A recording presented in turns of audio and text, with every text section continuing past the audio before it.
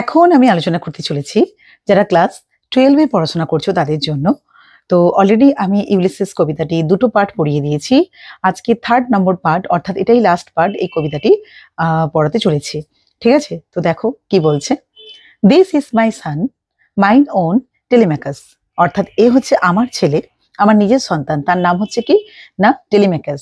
তো এই যদি নাম বলে, তার সন্তানের নাম কি চায়, তখন বলতে হবে, কি বলবে না, Telemachus. To whom I leave the sceptre and the আইল।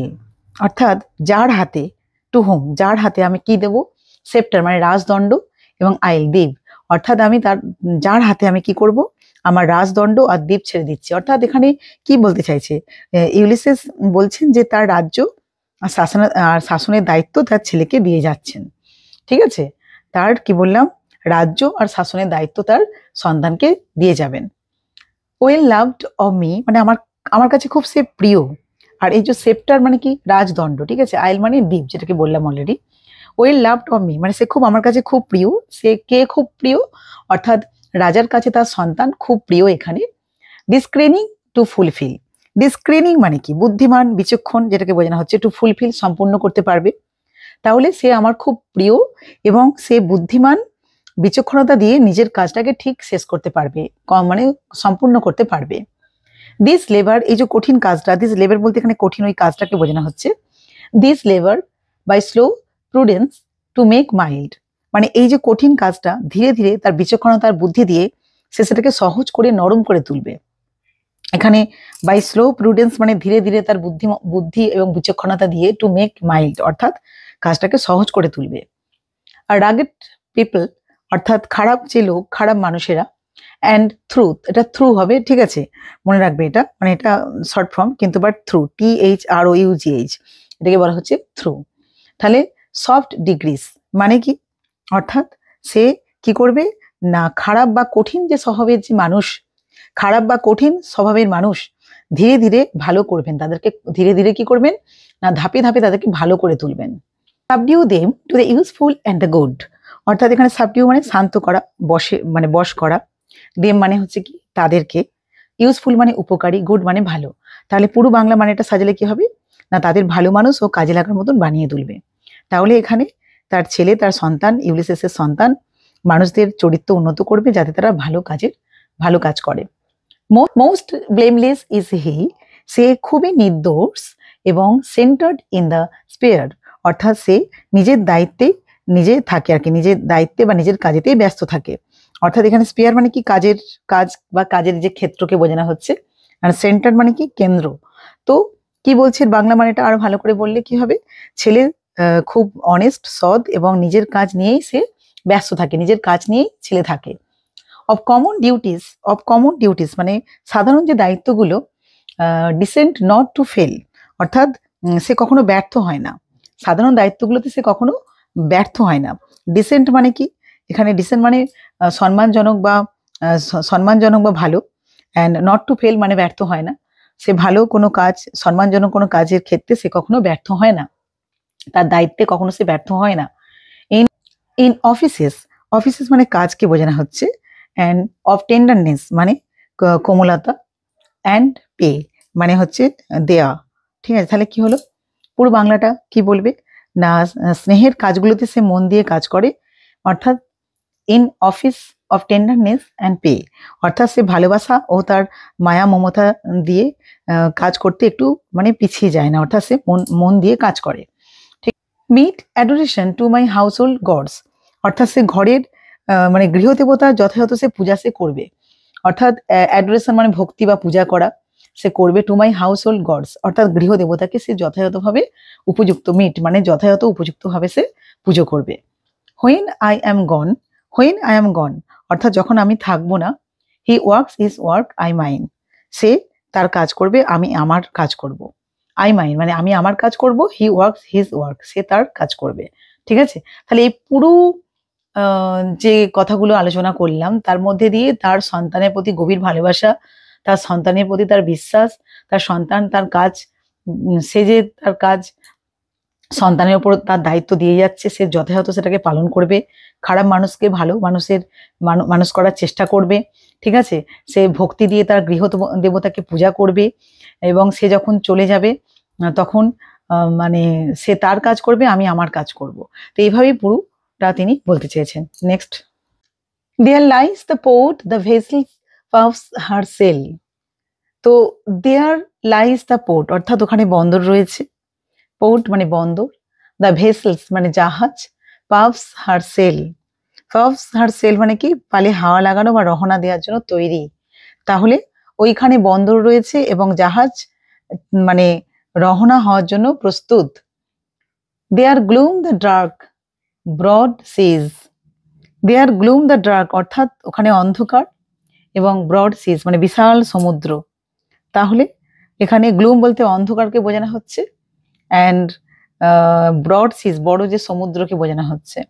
তাহলে সমুদ্র অনেক বড় এবং অন্ধকার ভয় দেখায়, মানে এমন একটা ব্যাপার, মানে ভয় একটা দেখায় আর কি, একটা ভয় ভয় ব্যাপার কাজ করে, কারণ একটা বিশাল বড় সমুদ্র।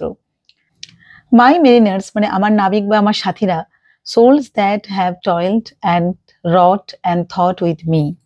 তাহলে এখানে toiled মানে কি কষ্ট করছে, কষ্ট করছে, এবং কি wrought মানে কাজ করে যাচ্ছে, thought মানে হচ্ছে চিন্তা করছে।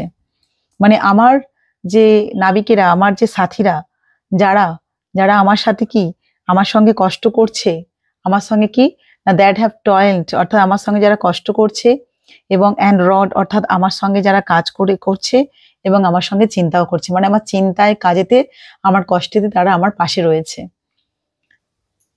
That ever with a frolic welcome took, অর্থাৎ এভার মানে সব সময়, ফ্রলিক বলতে আনন্দ মজা করা, মানে তোমার ওয়েলকাম মানে স্বাগত জানানো, টুক মধ্যে গ্রহণ করা।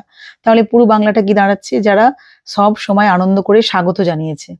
ঠিক আছে, the thunder and the sunshine and opposed, অর্থাৎ বজ্রপাত আর রোদকে সাহস নিয়ে, free hearts free for heads you and I are old. তো এখানে কি বলছে, ফ্রি হার্টস মানে একেবারে সাহসী মন নিয়ে, সাহস নিয়ে, অ্যান্ড ফ্রি ফর হেডস অর্থাৎ খোলা মন নিয়ে। তো পুরো বাংলাটা কি দাঁড়াচ্ছে, যে বজ্রপাত আর রোদকে সাহস এবং মুক্ত হৃদয়ে কি হয়েছে না মুখোমুখি হয়েছে, মুখোমুখি হয়েছে এখানে। তারপরে ইউ অ্যান্ড, এখানে বলছে না you and I are old, অর্থাৎ তুমি আর আমি বুড়ো হয়েছি, তুমি আর আমি এখানে বুড়ো হয়েছি, বয়স হয়েছে, ওল্ড মানে বৃদ্ধ।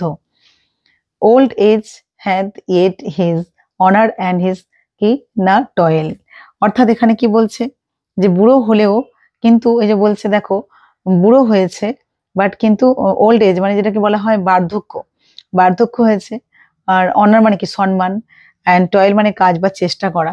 তাহলে কি যে বুড়ো হলেও অনেক কিছু করা যায়, ঠিক আছে, অনেক কাজ করা যায়, বুড়ো হলেও অনেক কাজ কিন্তু করা যায়। ডেথ ক্লোজড অল, অর্থাৎ ডেথ মানে মৃত্যু তো সবার সবার হয়, ডেথ ক্লোজ অল মৃত্যু সব বন্ধ করে দেয়, মৃত্যু যখন হবে তখন ক্লোজ অল সবকিছু বন্ধ করে দেয়। বাট সামথিং এরা দ্য এন্ড, কিন্তু শেষ হওয়ার আগে কিছু করা যায়, ঠিক আছে, সামথিং কিছু করা যায়, এরা দ্য এন্ড মানে হয়তো শেষ হওয়ার আগে কিছু করা যায়। তো এখানে এরা মানে কি আগে, তার আগে, দ্য এন্ড শেষ হওয়ার আগে কিছু করা যায়। Some work of noble note may it be done, অর্থাৎ কিছু মহৎ কাজ এখনো করা যেতে পারে। Not unbecoming men that strove with gods, অর্থাৎ এখনো মহৎ অর্থাৎ কি বলছে, যা দেবতার সাথেও সংগ্রাম করা মানুষদেরকেই মানায়। এই যে কাজটা যারা সংগ্রাম করে সেই সমস্ত মানুষদেরকেই মানায়, যে এখনো কিছু করে যেতে পারে, যারা সংগ্রামশীল মানুষ তাদের ক্ষেত্রেই তো এই কথাটা মানায় না। The lights begin to twinkle from the rocks, তো the lights begin to twinkle from the rocks অর্থাৎ কি, মানে এখানে লাইট মানে কি আলো, অ্যান্ড টুইঙ্কেল মানে কি ঝিকমিক করা, রক্স মানে পাথরকে বোঝানো হচ্ছে। তাহলে না পাথরের গা থেকে আলো ঝলমল করতে শুরু করছে, পাথরের গা থেকে টুইঙ্কেল ঝিলমিল করছে আলোটা, মানে রাত নামছে, চারপাশটা আলো জ্বলছে, এটা বোঝানো হচ্ছে। দ্য লং ডে ওয়েন্স, অর্থাৎ ওয়েন্স মানে ক্ষীণ হয়ে যাওয়া, মৃদু হয়ে যাওয়া, ক্ষীণ হয়ে যাওয়া, ফুরিয়ে যাওয়া বলতে পারো, মানে দীর্ঘদিন ফুরিয়ে আসছে। দ্য স্লো মুন ক্লাইমস, অর্থাৎ ধীরে ধীরে চাঁদ উঠছে। The deep moans round with many voices, এবং ধীরে ধীরে চাঁদ উঠছে এবং কি হচ্ছে না গভীর সমুদ্র গুঞ্জন করছে। এখানে কি করছে না মন্স মানে গুঞ্জন করা, কান্নার শব্দ, ভয়েস মানে হচ্ছে শব্দকে বোঝানো হচ্ছে। তার মানে দীর্ঘদিন দীর্ঘদিন ফুরিয়ে আসছে এবং ধীরে ধীরে চাঁদ উঠছে এবং গভীর যে সমুদ্র গুঞ্জন করছে। কাম মাই ফ্রেন্ডস, এসো আমার বন্ধুরা এসো। It is not too late to seek newer world, মানে এখনো সময় আছে নতুন পৃথিবী খোঁজার জন্য। অর্থাৎ এখানে মানে লেট হয়ে যায়নি, মানে খুব একটা দেরি হয়ে যায়নি। সিক মানে খোঁজা, নিউয়ার ওয়ার্ল্ড নতুন জীবন, নতুন পৃথিবী। আবার এখনো আমরা কিছু করতে পারি, নতুন ভাবে কিছু আমরা শুরু করতে এখনো পারি, এখনো সবকিছু শেষ হয়ে যায়নি। ঠিক আছে। Push off and sitting well in orders might the sounding furrows, মানে কি পুশ অফ মানে নৌকাকে ছাড়ো এবং সিটিং ওয়েল ইন অর্ডার ঠিক মতন করে বসো। স্মাইট মানে হচ্ছে আঘাত, দ্য সাউন্ডিং ফারাস মানে হচ্ছে কি শব্দ করা ঢেউ বা নৌকার ধাক্কায় জলে যে দাগ তৈরি করে। মানেটা কি দাঁড়াচ্ছে যে চলো নৌকাটাকে ছেড়ে দাও এবং ভালোভাবে বসো, গর্জন করতে করতে ঢেউটা কেটে কেটে এগিয়ে চলো। For my purpose holds to sail beyond the sunset and the baths of all western stars until I die. অর্থাৎ কি বলছে এখানে, মানে আমার উদ্দেশ্য হচ্ছে কি, আমার উদ্দেশ্য হলো যে সূর্য ডোবার পরে আমি আরো দূরে যেতে চাই। কোথায় না বিয়ন্ড দ্য সানসেট, অর্থাৎ এখানে সূর্যাস্ত, অর্থাৎ সূর্য মানে ডোবার পরে দূরে পাড়ি দিতে চাই আমি। And the baths of all western stars until I die, অর্থাৎ আমি মানে মরার আগে পর্যন্ত, আমি মরার আগে পর্যন্ত সূর্য ডোবার পরে আমি আরো দূরে আর কি যেতে চাই। ঠিক আছে। তো নেক্সট কি বলছে এখানে, আর এখানে এই যে বললো কথাটা the baths of all western stars, অর্থাৎ তারা যেখানে নামে বা আলো দেয় সেখানে বোঝানো হচ্ছে। It may be that the gulfs will wash us down, মানে কি হতে পারে গভীর সমুদ্র, ইট মে বি হতে পারে গভীর সমুদ্র আমাদের ডুবিয়ে দিতে পারে। ঠিক আছে। ওয়াশ আস ডাউন, এই যে গালফস বলতে কি মানে গভীর সমুদ্র, ওয়াশ আস ডাউন মানে কি ডুবিয়ে দেওয়া, ভাসিয়ে নিয়ে যাওয়া। তো হতে পারে যে গভীর সমুদ্র আমাদের ডুবিয়ে দিতে পারে বা আমরা বিপদে পড়তে পারি। অ্যান্ড কি it may be we shall touch the happy আইস, কিন্তু এটাও তো হতে পারে, কি হতে পারে, হতে পারে আমরা সুখের দ্বীপে পৌঁছে যেতে পারি, আমাদের যে স্বপ্নের দ্বীপ বা সুখের দ্বীপ সেই দ্বীপে আমরা পৌঁছে যেতে পারি।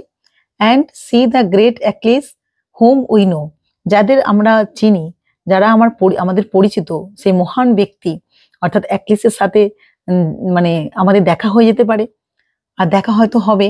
অ্যান্ড সি দেখতে পাবো দ্য গ্রেট অ্যাক্লেস, অর্থাৎ মহান বীরকে দেখতে পাবো, অ্যাক্লেসকে দেখতে পাবো, যাকে হোম উই নো, যাকে আমরা চিনতাম। অর্থাৎ যদি এমন সৌভাগ্য হয় যে আমরা সুখের জায়গায় যাব আর পুরনো এক বীরকে আমরা দেখতে পাবো। ঠিক আছে। দেন কি বলছে দেখো না, দো মানে যদিও, দো মাচ ইজ টেকেন, মানে যদিও অনেক কিছু হারিয়েছি আমরা হয়তো, মাচ অ্যাবাইডস অ্যান্ড দো মানে এখানে কেড়ে, টেকেন মানে এখানে কি কেড়ে নিয়েছে, হারিয়ে গেছে।